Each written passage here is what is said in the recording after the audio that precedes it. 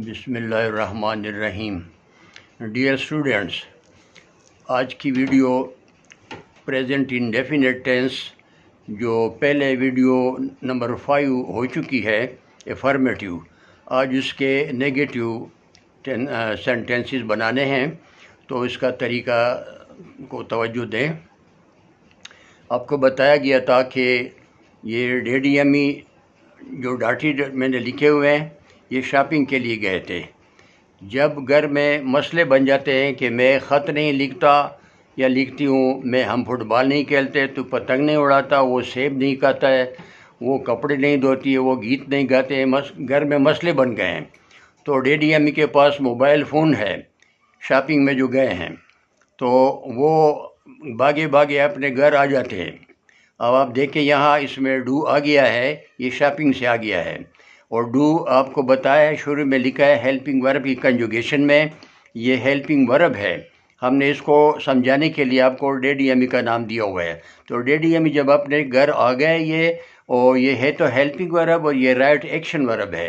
तो action verb और helping के बाद दरमियान में नॉट लगा दिया। नॉट लगाने से इसको एक्शन वर्ब को हेल्प नहीं मिलता। जब हेल्प नहीं मिलता तो ये जुमला ये नेगेटिव में तब्दील हो जाता है। तो इसी तरह वी के साथ we do not play football, you do not fly a kite. लेकिन ही और शी जो हैं, इसमें आपको बताया था कि डैडी अम्मी के बच्चे होते हैं। डैडी अम्मी के 2 बच्चे ई और एस होते हैं। तो इसमें ईच के साथ डैडी अम्मी का एक बेटा यहाँ बैठा होता है एस, ये ईट्स प्रेजेंट इंडेफिनिट टेंस के अफर्मेटिव सेंटेंसेस में ईट के साथ एस लगा हुआ है। और जब डैडी अम्मी अपने घर आते हैं तो वो ईट से एस जो है वो अपने डैडी अम्मी के पास आ जाता है। तो ये एक बच्चा उनके साथ था, 3 गए थे शॉपिंग के लिए, ये चौथा जो इसका दूसरा बेटा है वो भी आ गया, पड़ोसी घर से इधर आएगा। तो ये याद रखें हमेशा ईच के बाद जो एस लगा हुआ है प्रेजेंट इंडेफिनिट टेंस में अब यहाँ नहीं होगा। ये इसलिए कि अपने घर पहुँच गया अम्मी अबू के पास। अब ये होगा he does not eat Apple. इस बात को अच्छी तरह तवज्जो दें, इसमें बच्चे गलत होते हैं, इसमें अक्सर गलतियाँ इसमें होती हैं। इसी तरह शी का भी इसी तरह है, शी डज़ नॉट। तो यहाँ पर वाश के साथ दोनों बच्चे बैठे थे, ये आप इसमें देख रहे हैं प्रेजेंट इंडेफिनिट टेंस में एफर्मेटिव में वाश के बाद आपको ई एस नज़र आ रहा है। ये दोनों बच्चे डैडी अम्मी के बच्चे थे, बैठे थे इधर। इनको यह जब नेगेटिव बनाएंगे, जब डैडी अम्मी अपने घर आ गए हैं तो अब वो वाश से ई एस कट गया और ये डैडी अम्मी के पास आ गए। तो she does not wash clothes. दूसरा जो छठा जुमला है वो गीत नहीं गाते हैं, तो इसका होगा they do not sing a song. इसमें बाकी में डू है, इस ही और शी जो ख़तरनाक पर्सन है उसके साथ लगता है डज़। इट का भी यही तरीका है, ये ही और शी के साथ एक इट भी है, 3rd पर्सन सिंगुलर, वो बेजान चीज़ों जानवरों के लिए होता है, यहाँ मैंने इस्तेमाल नहीं किया लेकिन उसका भी यही तरीका है। जिस तरह हम शी और ही के साथ बच्चे लगाते हैं तो उनके साथ भी यही होगा। ये नोट करें कि ऐसे वर्ब्स जिनके आखिर में s, double s, s h, c h, x या ओ हो, ये आखिर में हो, ये 3 इसमें डबल है, डबल लेटर है, और 3 इसमें सिंगल लेटर है। एस, ओ और एक्स सिंगल है, डबल एस और सी एच और एस एच ये डबल लेटर हैं। आखिर में किसी वर्ड के ये लिखे हों तो उनके आखिर में ही, शी और इट वाले जुमलों में ये डैडी अम्मी के दोनों बच्चे जो ई एस नाम है उसके नाम है, ये दोनों लगेंगे, इसमें ई एस बढ़ाते हैं। बाकी वर्ब जो है उसमें सिर्फ एस बढ़ाते हैं। मसलन देखिए वाश में वाशिज होगा, और ब्रुश में ब्रुशिज होगा, इसमें ई एस लगाते हैं, और गो में ई एस लगाते हैं तो वो गोज़ होगा। तो ये इस तरह होगा। इसके बाद ये आपको नेगेटिव आज समझा दिए हैं। अब आप इसको तवज्जो दें कि ये हमारे जो 2 हाथ हैं, ये राइट हैंड है, और ये राइट हैंड है और ये लेफ़्ट हैंड है। तो हाँ, और डियर स्टूडेंट्स, ये देखो मेरा राइट हैंड है, ये लेफ़्ट हैंड है। जब हम कोई चीज़ उठाते हैं, भारी चीज़ उठाते हैं, तो ये एक्शन वर्ब इसको आप नाम दें राइट हैंड को, और इसको हेल्पिंग वर्ब नाम दें। तो राइट हैंड से जब हम कोई चीज़ उठाते हैं और हमसे उठा नहीं जाता तो हम इस दूसरे लेफ़्ट हैंड से भी उसका हेल्प देते हैं, तो दोनों हाथों से वो चीज़ उठाते हैं। तो आप याद रखें, ये प्रेजेंट फार्म हम जब आम हालात में इंसान होता है तो ऐसे खुले हाथ होते हैं, तो ये हमारी प्रेजेंट फार्म है और ये भी प्रेजेंट फार्म है। ये राइट है, एक्शन वर्ब है। ये डू है जो शॉपिंग के लिए गया था प्रेजेंट इंडेफिनिट टेंस में, ये शॉपिंग के लिए गया है। और ये एक्शन वर्ब है जो राइट है, तो डू गया था शॉपिंग के लिए और ये राइट यहाँ पर है। अब डू के बाद नॉट लगाओगे तो ये डू नॉट राइट हो जाएगा। ये प्रेजेंट फॉर्म में ये हाथ खुला होता है, इसको स्लैप कहते हैं। स्लैप ये तपड़ है, ये खुला हाथ है, ये फर्स्ट फॉर्म है एक्शन वर्ब का। और अगर हम पास्ट इंडेफिनिट टेंस करेंगे तो उसमें ये हमें इसको फिस्ट बनाना है और फिस्ट इसकी सेकंड फॉर्म हो जाती है। तो सेकंड फॉर्म में ये डू जब पास्ट इंडेफिनिट टेंस करेंगे उसमें मैं फिर समझाऊंगा कि ये जो फर्स्ट राइट हैंड है स्लेप है, इसका जब हम फिस्ट बनाएंगे then it become the second form of verb write का रोट बन जाएगा। और रोट में एक होता है did plus write, did plus write is equal to wrote होता है। यहाँ पर प्रेजेंट इंडेफिनिट टेंस में ये डू है और ये राइट है, तो डू और right.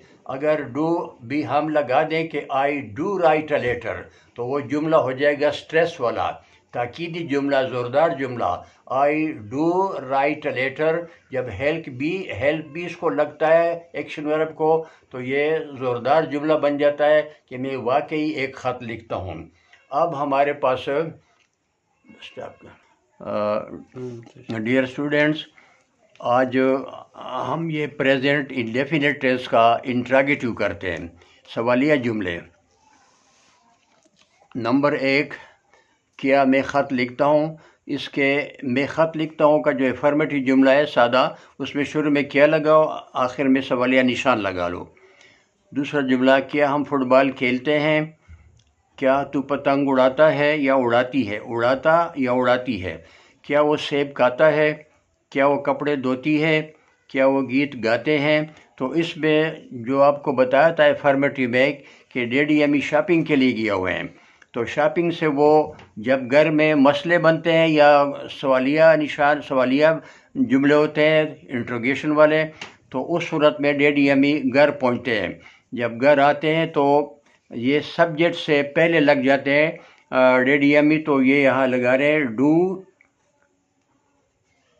I write a letter.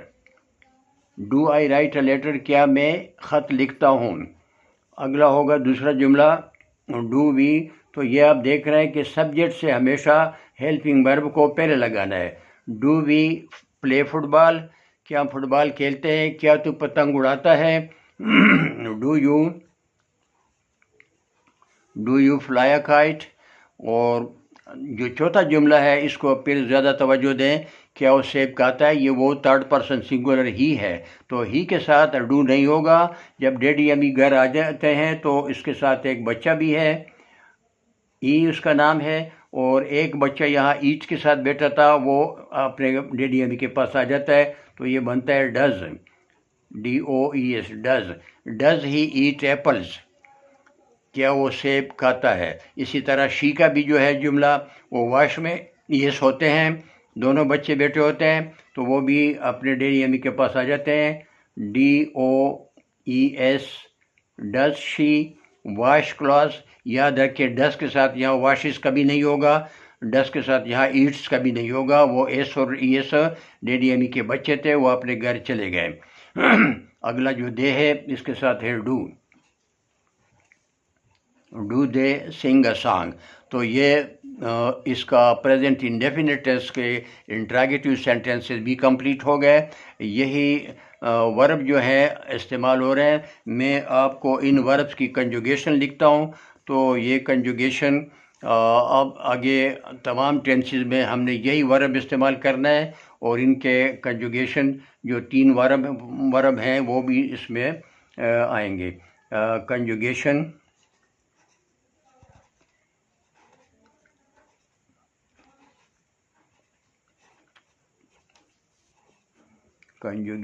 Of verbs.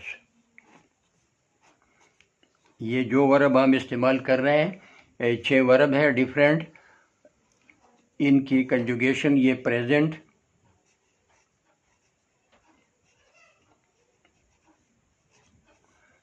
Past और past participle.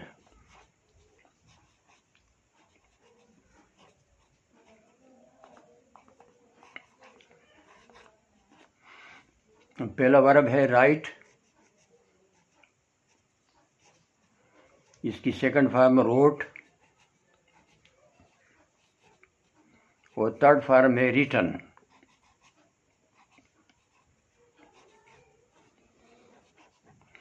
Right, wrote, written. दूसरा वर्ब है प्ले, सेकंड फॉर्म इसका प्लेड, थर्ड फॉर्म भी प्लेड।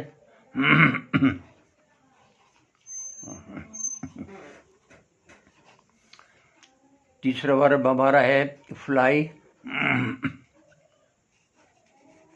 फ्लीव, फ्लोन,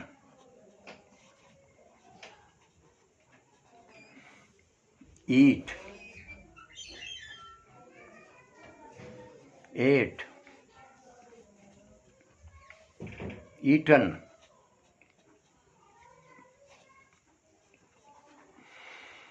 wash,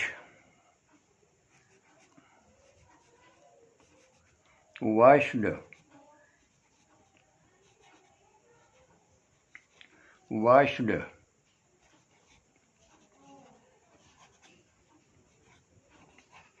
और sing, sang, संग। देखिए ING, ANG और UNG। IAU का फ़र्क है इसमें। एक है ONG, वो नाउन है, ये SONG के साथ ये नाउन होता है। नाउन से पहले ये आर्टिकल लगा हुआ है, याद रखें। टेक्स्ट बुक में भी जहाँ भी आप देखो आर्टिकल के बाद यहाँ पर नाउन होगा। आर्टिकल A, N और D ये 3 आर्टिकल हैं। इसमें A और N इंडेफिनेट आर्टिकल है और दी जो है वो डेफिनेट आर्टिकल है। तो इनके बाद हमेशा नाउन होगा, लेकिन ये हो सकता है कभी आर्टिकल और नाउन के दरमियान एडजेक्टिव आ सकता है। जैसे do they sing an amusing song, तो अम्यूजिंग इसमें आ जाता है, वो एडजेक्टिव है। तो एडजेक्टिव आर्टिकल और नाउन के दरमियान एडजेक्टिव भी आ सकते हैं, लेकिन इसके बाद होगा आर्टिकल के बाद होता है नाउन। तो सिंग, Seng, song, ING, ANG, UNG, ONG वाला जो वो नाउन है। और ये वर्ब की कंजुगेशन ये कंप्लीट हो गई। यही वर्ब हम तमाम आगे जितने भी टेंसेस है 12 सारे में हमने यही वर्ब इस्तेमाल करना है। और ये शुरू में बताया था पहली वीडियो में कि ये सारे जो टेंसेस सेंटेंसेस लिखे हुए हैं, ये हर एक सेंटेंस एक फार्मूला है।